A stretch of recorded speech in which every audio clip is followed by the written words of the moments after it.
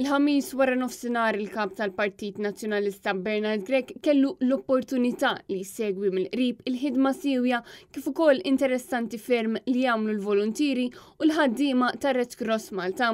Red Cross Malta toffri diversi servizzi fosthom dawk ta' fejn il-baħar, għajnuna f'każ ta' kriżi, għajnuna ta' emerġenza fuq il-baħar li hija unika tat-tip tagħha, kif ukoll servizzi tal-ambulanza hekk kif din l-NGO għandha 17 l-ambulanza li hija akbar flotta ta' ambulanzi f'Malta. Parti minn hekk aħna nofru diversi taħriġ fl-ewwel għajnuna u dejjem nisqu l-importanza tal-ewwel għajnuna li inti bniedem ħadd ma jkun ħajjaf fejn jew meta jista' għal inċident. Allura rridu nkunu ppreparati. Dejjem nappellaw biex iktar nies iżidu l-arfin tagħhom fuq l-ewwel għajnuna. Madwar 100 persuna huma membri ta' din l-organizzazzjoni, madankollu s-servizzi li joffru jitolbu għal ħafna iżjed ħaddiema, kif spjegalna il-President ta' din l-għaqda Edward Gruppetta. Bħal kollox bħal ta' żmien qed ikollna problemi bin-nies, ma nsibux biżżejjed nies illi kemm volontieri kif ukoll ħaddiema, allura nistgħu nagħmlu appell li min irid jkun jaf iktar dwar u joffri s-servizzi kemm volontarjament kif ukoll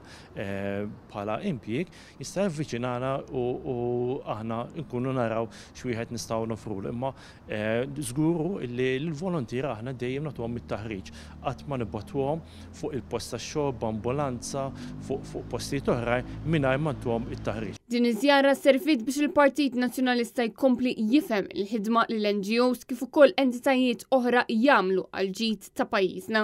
Bla dubju f'din il-laqgħa kelli l-opportunità nitkellem dwar dak li diġà ppjanajna biex ngħinu l-volontarjat f'pajjiżna biex anke ngħinu entitajiet bħal dawn li allura jkunu jistgħu jkomplu jissaħħu u jagħtu servizz aħjar b'diversi miżuri li għandna ppjanati propju għall-qasam tal-volontarjat kif ukoll għall-qasam ta' dan it-tip ta' servizzi. Il-Partit Nazzjonalista allura jiena kburi illi qegħdin mhux biss għandna pjanijiet imma dak il-pjanijiet kontinwament aħna nsaħħuhom u naġġornawhom biex jilqgħu wkoll għal kull żvilupp illi jkun għaddej f'pajjiżna. Bernard Grech spjega li huwa importanti ħafna li jkun hemm ħidma ta' prekawzjoni biex jitnaqsu ċertu riski. Mhux biss ngħinu fis-servizz imma wkoll li jkun hemm ħidma ħalli nagħmlu prekawzjoni ħalli dik il-ħsar jew dak ir-riskju jew dak il-periklu għall-poplu u għall-persuni ma jkunx qiegħed jiġi kreat. Huwa obbligu tagħna li nagħmlu dan għaliex aħna partit li mhux biss nieħdu ħsieb meta tinqala